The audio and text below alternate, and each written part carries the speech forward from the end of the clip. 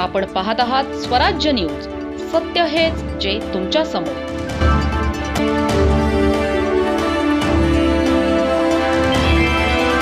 जळगाव जिल्ह्यात कृषी विभागाने संशयास्पद कृषी निविष्ठांच्या विक्रीविरोधात मोठी कारवाई केली आहे.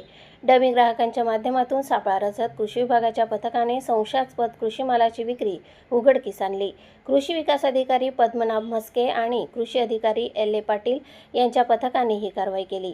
गुजरातमधील अंकलेश्वर येथील सिडनी कंपनीच्या नावाने असलेला कृषी माल संशयाच्या भोवऱ्यात आला आहे. संबंधित मालाच्या खरेदीचे बिल उपलब्ध नसल्याचे प्राथमिक तपासणीत समोर आले आहे. तसेच पॅकेजिंगवर कंपनीचा स्पष्ट पत्ता आणि उत्पादकाची आवश्यक माहिती नसल्याचेही निदर्शनास आले. मालाच्या विक्रीसाठी आवश्यक कागदपत्रे उपलब्ध नसल्याची माहितीही समोर आली आहे. डमी ग्राहकांच्या माध्यमातून आधी मालाची विक्री आणि उपलब्धता तपासण्यात आली. त्यानंतर कृषी विभागाच्या अधिकाऱ्यांनी प्रत्यक्ष कारवाई करत मालाची तपासणी केली. या कारवाईमुळे अनधिकृत कृषी निविष्ठांची विक्री करणाऱ्यांमध्ये चांगलेच खळबळ उडाली आहे. विशेष म्हणजे संबंधित कृषी मालाची वाहतूक विविध माध्यमातून केली जात असल्याची माहिती समोर आली आहे.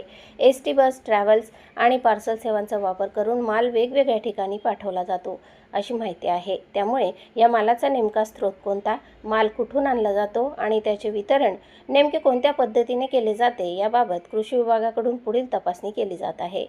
संबंधित उत्पादनाची वैधता आणि गुणवत्ता याचीही पडताळणी केली जात आहे. तपासणीनंतर वस्तुस्थिती स्पष्ट झाल्यानुसार नियमानुसार पुढील कारवाई करण्यात येणार आहे. दरम्यान शेतकऱ्यांनी अनोळखी व्यक्तींकडून कृषी निविष्ठा खरेदी करू नयेत.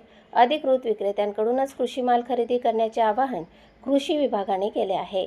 माल खरेदी करताना पक्के बिल घेणे अत्यंत महत्त्वाचे आहे. संशयास्पद किंवा विनाबिल कृषी माल आढळल्यास शेतकऱ्यांनी संबंधित यंत्रणेला माहिती द्यावी. शेतकऱ्यांच्या हितासाठी कृषी विभागाची तपासणी मोहीम यापुढेही सुरू राहणार आहे. संशयास्पद कृषी निविष्ठांच्या विक्रीवर कृषी विभागाची करडी नजर राहणार आहे. प्रतिनिधी अजय पाटीलसह स्वराज्य न्यूज, जळगाव.